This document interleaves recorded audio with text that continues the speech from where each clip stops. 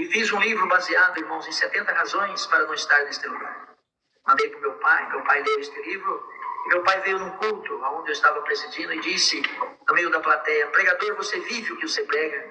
Eu disse, eu vivo o que eu prego. Ele falou, mentira, você tocou na menina dos olhos de Deus. Se Deus tiver misericórdia da tua vida, se o teu nome estiver no livro da vida, Ele fale esse teu comércio, e a partir de hoje Ele mostra para você quem é Deus na terra. Irmãos, profecia de pai não é fácil, ela pega, e se for de um homem de Deus, ela é acertada perante o céu. Louvo o Senhor, porque em um ano nós falimos. Casei com uma serva de Deus, pastora, filha de pastor, neta de pastor, minha ajudadora. E ali, irmãos, em um ano, nós perdemos 48 templos, nós perdemos 48 pastores, nós perdemos ali muitas coisas, e não tinha condição de manter nenhuma casa como nós morávamos nela. Certo é, irmãos, que nesse período, não entendia a obra que Deus estava fazendo, eu tentava consertar, mas do lado da minha capela, do lado da minha igreja, tinha um servo de Deus, por nome Elias Martins. Hoje ele é cooperador do bairro 13 de Setembro, Novo Mato Grosso, em Várzea Grande. Esse servo de Deus, cabeleireiro, ele entrava na minha igreja e dizia assim, homem de Deus, vamos congregar comigo na congregação, porque Deus tem uma grande obra na tua vida. E eu dizia para ele, o Senhor fez uma obra desde o berço e eu estou vivendo na obra de Deus. Isso aqui tudo é obra. Ele dizia, não, mas lá Deus vai falar com a tua alma. Deus vai falar com os desígnios do teu coração.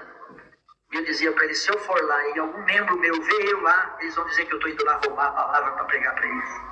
Não posso ir lá. Dei o livro para ele, falei, esse livro, e se você gostar, você vai ser membro meu, vai dar dízimo aqui para mim.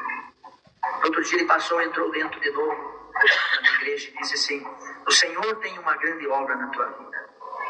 E ele começava a falar comigo na palavra, dos ensinamentos, ali, das doutrinas. E eu não entendia e invertia as palavras com ele e guerreava com ele. De repente o Senhor tomava ele e ele começava a falar os sentimentos do meu coração. Começava a pregar o que eu tinha passado naquele dia. Começava a pregar o que estava acontecendo dentro da minha casa. E eu me calava. Eu ouvia ele porque agora era um profeta falando com a minha alma. E gostava. E ali, irmãos, quando eu sentia falta, eu ia na casa dele, no salão dele, para ouvir ele falar, para poder ver se falava alguma coisa ao meu coração. Porque nós temos o corpo, mas nós temos a alma e o espírito, e dentro da nossa alma, ela tem ali nossos desejos, nossas vontades e nossas emoções, e só o Espírito Santo de Deus pode trabalhar nos nossos desejos, nas nossas vontades e nas nossas emoções. E só o Espírito de Deus pode falar no coração do homem. Olha, certo é que ele me convidou um dia para nós irmos numa reunião. E neste culto, irmãos, numa gleba chamada Roncador, dentro do estado, é um lugar muito longe de Cuiabá. E ali eu disse para ele, se for da preparação de Deus, nós vamos. Mas ali, irmãos, eu estava vendendo o almoço para comer a janta. E não tinha como fazer essa viagem, não tinha como ir nessa caravana.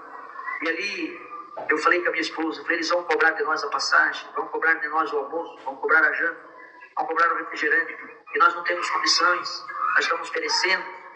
E a minha esposa, uma mulher de Deus, ela disse assim, vamos orar ao Senhor, vamos fazer um voto com o Senhor, que se eles pagarem a passagem, deram alimentação para nós, e deram ali para nós estadia, Deus vai mandar um profeta, vai falar com a nossa alma, nós vamos acertar aonde nós erramos, e vamos começar do zero, fazer a obra de Deus. Aleluia.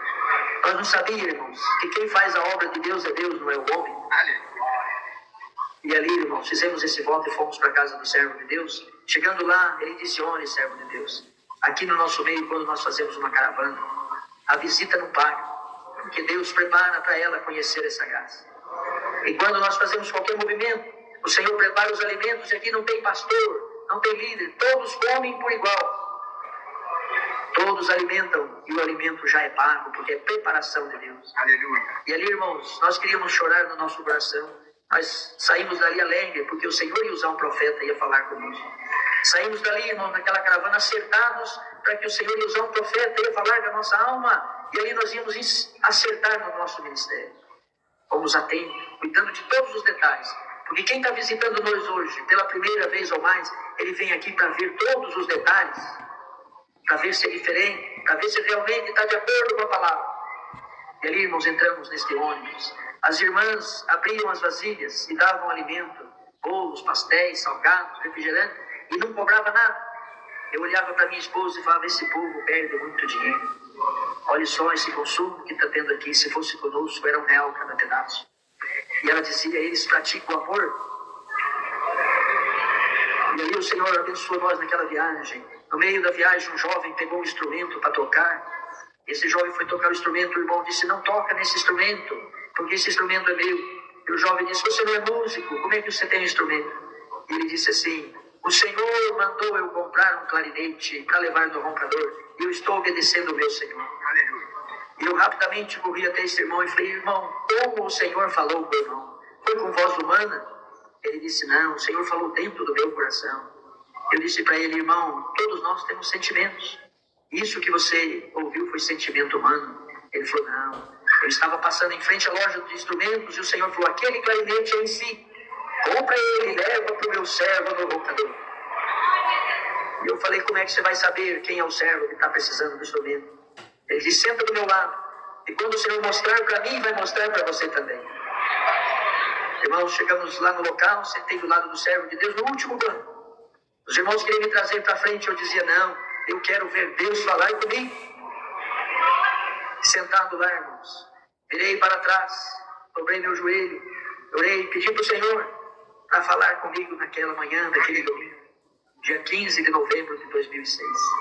E ali, irmãos, levantei da oração e vi que os irmãos oravam tudo para frente. E eu perguntei para o servo de Deus, servo de Deus, por que vocês oram olhando para frente? Ele falou assim, você está vendo aquele nome? Nós olhamos para frente porque lá está o nome do Senhor Jesus e nós damos honra e glória ao nome do Senhor Jesus. Como vocês lá não têm nome, vocês oram de qualquer jeito, está certo. Aonde não tem ordem, não tem decência, tudo está certo. E eu pensei comigo, eu podia dormir sem essa. E ali pensei na minha mente, vou levar essa doutrina e vou aplicar ela na minha igreja. Ali, irmãos, cantamos 3 hinos, um de pé e 2 sentados. E eu disse para ele, irmão, por que tem que ser um de pé, não todos de pé, para alegrar o povo? Ele falou, irmão, quando eu chego na sua casa, você está sentado ou deitado? Você fica de pé para me receber. E aqui nós ficamos de pé para receber o Senhor. E eu fui sentando, porque o Senhor já está no nosso meio. E eu pensei comigo, vou levar também essa doutrina para a minha igreja. Certo é, irmãos, que quando oramos, eu não quis perguntar a ele por que orava de joelho. Porque eu conheço a palavra. E a palavra diz assim, que os profetas oraram ajoelhados, os apóstolos, os reis oravam de joelho, todos os levitas e os homens, e Jesus ensinou a orar de joelho. Só um homem orou deitado e só um orou dentro do ventre do peixe. Mas eu louvo o Senhor, e quando levantamos ali, ele disse, você não vai perguntar para mim por que nós oramos de joelho, né? Eu falei, não, você vai me chamar de hipócrita e de fariseu? E o crente da congregação, por menos que ele não tenha escolaridade nenhuma e nem lê a Bíblia, o Senhor na hora põe a resposta na boca dele. Louvo o Senhor, irmãos. E ali na hora da testemunhança, o Senhor, o governador, irmão Roosevelt, quem conhece o irmão Roosevelt, ele é boliviano, ele não tem muita ciência, e agora ele é ancião, naquela época era cooperador, ele disse assim, irmãos, nós estamos numa caravana e facultado para só os irmãos da caravana testemunhar. E ali, irmãos, levantou um garoto naquela região, e aquele garoto disse, eu tenho que pagar meu voto que eu fiz perante o Senhor. E ali ele disse, então seja rápido. E aquele garoto levantou e disse, meu pai estava doente, minha mãe doente, e nós moramos no mar. Todo o alimento acabou, e eu e minha irmãzinha não tinha condições de comer, de fazer alguma coisa. Dobramos o joelho e fiz um voto ao Senhor, que se Deus libertasse o meu pai e minha mãe, e mandasse alguém para poder trazer alimento para nós, eu haveria de agradecer ao Senhor hoje.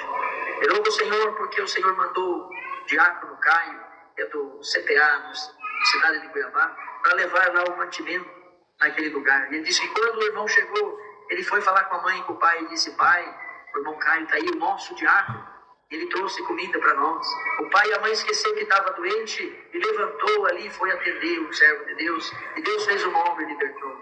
E ele disse assim, ele trouxe comida para nós, trouxe alimento, Deus fez a obra do meu pai, e ele trouxe para mim um método do clarinete em si, porque eu já passei o bona 2 vezes. Eu sei que o meu Senhor está trazendo o meu clarinete. Naquele momento eu consegui entender a diferença entre a necessidade e o Senhor usar o servo que Ele quer para fazer a obra dele.